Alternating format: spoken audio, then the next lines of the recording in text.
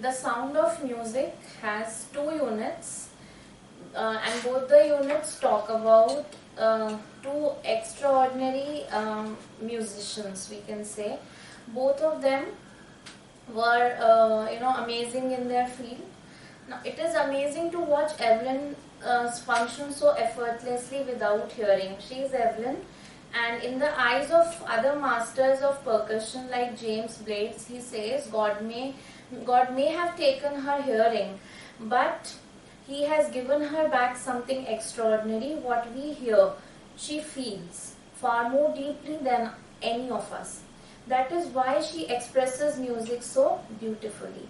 Now, Evelyn's character, Evelyn is a multi-percussionist, but her journey to become a multi-percussionist began by something very unusual. She has attained mastery over almost 1,000 musical instruments despite being hearing impaired.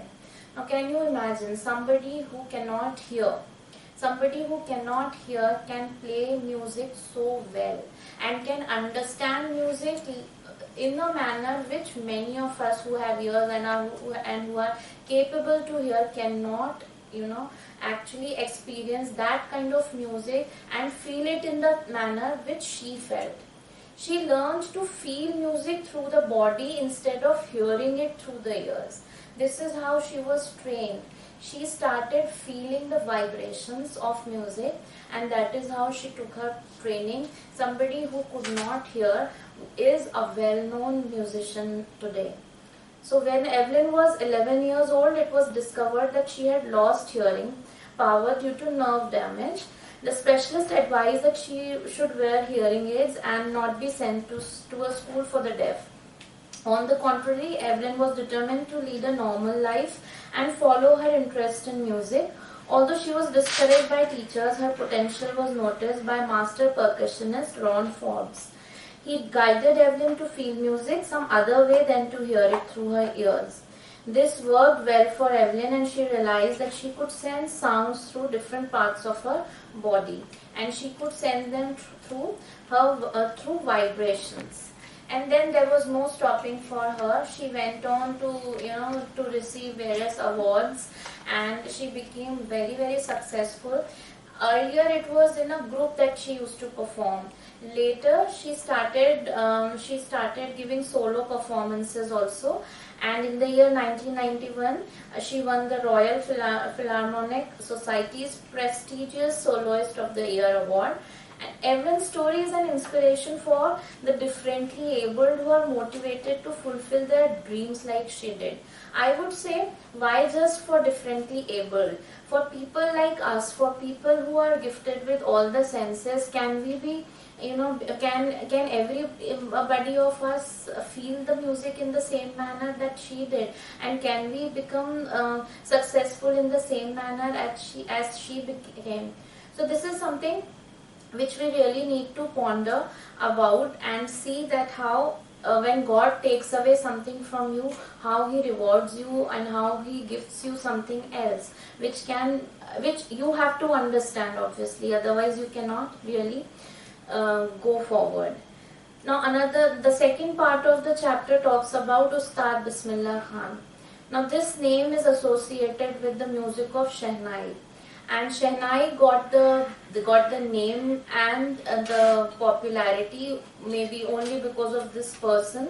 He brought Shehnai, which was earlier, Shehnai used to be played only in temples or in marriages earlier. But this man, he brought Shehnai to a stage and to an international stage later on. And then later on, Shehnai came to be known as one of the instruments which was known throughout the world. So Bismillah Khan made a valuable contribution to the world of music through his Shehnai. For this, he was honored with India's highest civilian honor also, that is the Bharat Ratna in 2001.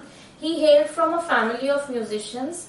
He improvised many new ragas with the Shehnai and thus placed it among other classical musical instruments. He won accolades on the international level too. Now, this all started when the Mughal Emperor Aurangzeb banned the playing of an instrument in his royal court, and that was a different instrument similar to Shehnai. But then later on, this Shehnai evolved, and then we have a little details of about Bismillah Khan and his family. Now, Bismillah Khan was very much attached to the place he lived, that is Banaras, and his patriotism also is reflected at many times in the chapter, where we come across people offering him very lucrative, offers, and that he should join and come to some other country. And there were so many offers given to him that a school can be opened for him where he can teach Shehnai, etc. But every time he would say that, can you bring my Banaras there? Can you bring river Ganga there? And can you bring the beaches of Mumbai there?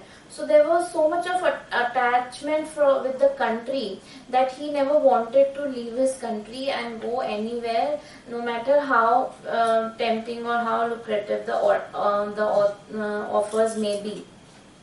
At the age of 14, he performed at the Allahabad Music Conference, and his talent was appreciated. In 1938, he started performing from the Lucknow station of the All India Radio. Now, this is how he first played Shehnai on All India Radio and came to be known as what he is known for today. Then, the day India gained independence on 15th of August, also Bismillah Khan performed from the Red Fort and greeted the country through his Shehnai.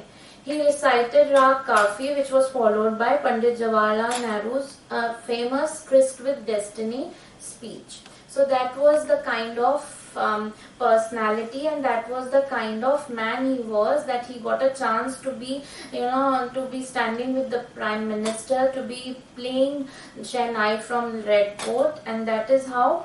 And later on, he got various roles in Bollywood as well, and he was the first Indian to perform at the Lincoln Central Hall in the United States. He also performed at Montreal, Cannes and Tokyo. So there were, he got this internationally also. He got famous, and he's a true example of a secular Indian. As being a Muslim, he played the Shehnai at the Kashi Vishwanath temple.